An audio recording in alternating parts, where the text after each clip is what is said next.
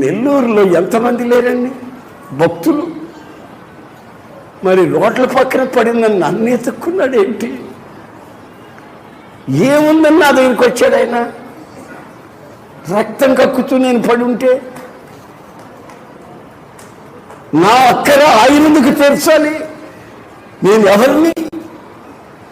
వంశ పారంపర్యంగా విగ్రహారాధనలో మునిగి తేలుతున్నా, శాపాన్ని అనుభవిస్తున్నా, నా దగ్గరికి ఆయన ఎందుకు రావాలి? ఎవరినైనా ఒక పాస్టర్ని, ఎవరినో ఒక బెదర్ని, ఎవరినో ఒకరిని పంపించాడా? కాదు కాదు, హింసల్ ఆయనే దిగి వచ్చి ఆయన ప్రత్యక్షత చూపించి నా అంతరంగంలో ఉన్నటువంటి నా అవసరం ఏంటో గ్రహించి నాకు నలుదిశలా నెమ్మదిని కలుగు చేసి, ఇదిగో నీ విలువైన ఆత్మల ఐశ్వర్యాన్ని ఇదిగో నా చేతికిచ్చాడు.